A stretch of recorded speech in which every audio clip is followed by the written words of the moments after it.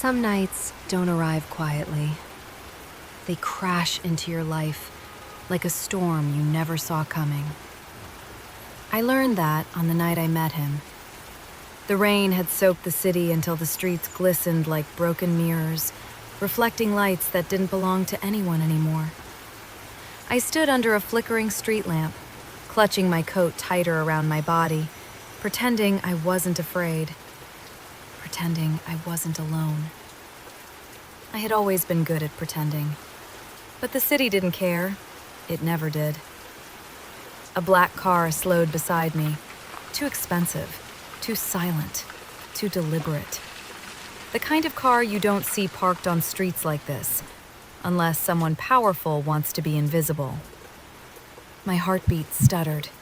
I took a step back. The window rolled down, and that's when the world tilted. He didn't look like danger.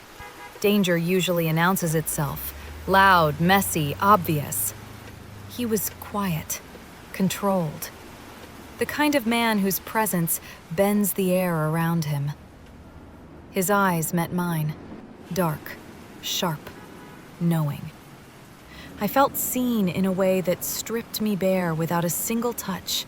You shouldn't be standing here. He said it calmly, like he was stating a fact, not giving a warning. His voice was deep, lethal in its softness. "I can take care of myself," I replied, lifting my chin, even though my pulse betrayed me. A corner of his mouth curved. Not a smile, not exactly. Something darker.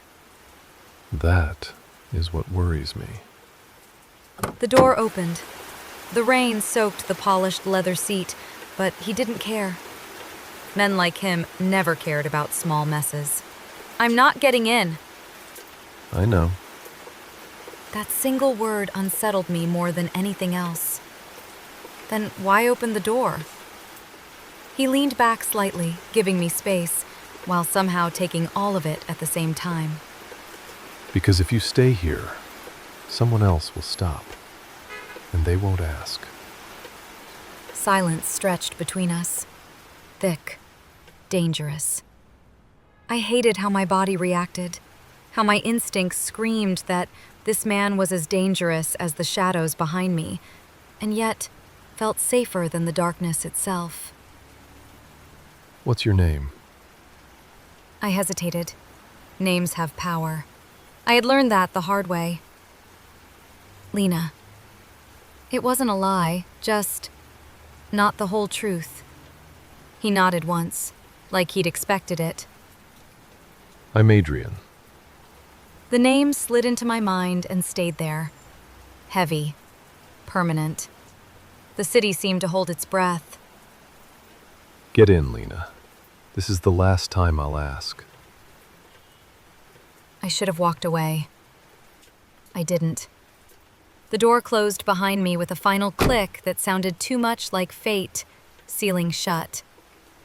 The car moved smoothly, cutting through the rain like a blade. I stared out the window, my reflection staring back, eyes wide, lips parted, heart racing. Where are we going? Somewhere safe. Men like you don't know the meaning of safe. His gaze flicked to me. You'd be surprised what I'm willing to protect. The way he said it sent a shiver down my spine. We stopped in front of a building that rose like a fortress. Glass and steel, guarded, untouchable.